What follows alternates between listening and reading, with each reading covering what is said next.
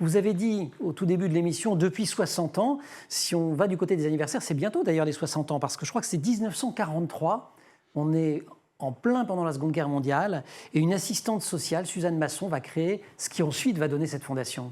Oui, exactement. Elle était assez sensible à la situation, alors à l'époque des orphelins de guerre, hein. Et puis elle en a accueilli chez elle. Donc 1, 2, 3, je crois que ça a été jusqu'à une vingtaine.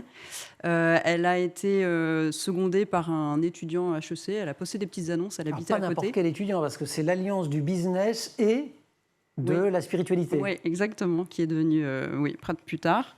Elle s'est fait Bernard aider. Descamps, je crois, Bernard qui est Descamps, devenu prêtre exactement. après. Ouais. Et puis, ils se sont dit qu'il fallait qu'ils créent une association quand même et qu'ils professionnalisent un peu tout ça. Voilà, c'est devenu une association depuis une fondation. Il y a eu 15 villages d'enfants et d'adolescents qui ont été créés. Et c'est vrai que bon, aujourd'hui, la situation des enfants accueillis a un peu changé, puisque ce sont des enfants qui sont voilà, séparés de leurs parents sur décision du juge des enfants. Et pour Sur des quels raisons... critères alors? Alors, c'est des raisons de maltraitance psychologique, physique, de négligence éducative aussi. Voilà, c'est des mises en situation et en danger qui font qu'à un moment donné, le juge prend la décision de les séparer du foyer familial.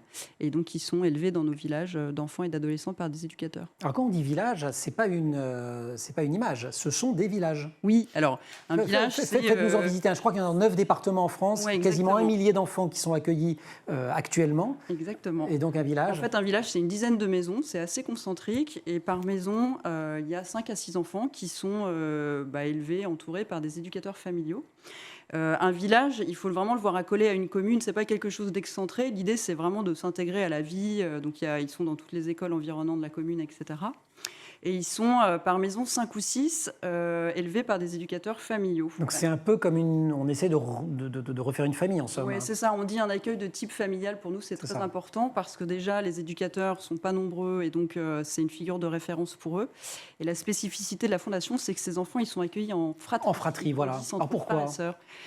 Pourquoi? Ça paraît assez simple en fait, mais c'est simplement qu'on se dit, au-delà du traumatisme de la séparation d'avec leurs parents, qui reste toujours un traumatisme, bien qu'ils aient vécu des choses assez lourdes, autant pas rajouter un autre traumatisme qui est celui de la séparation avec leurs frères et sœurs. Et on se rend compte, nous, alors ça fait 60 ans, hein, donc on a beaucoup éprouvé les choses, mais on se rend compte que c'est un socle et c'est une base pour eux qui leur permettent de se reconstruire, parce que tout l'enjeu de la fondation, c'est de leur dire, on va vous aider à intégrer ce que vous avez vécu et puis à vous reconstruire avec.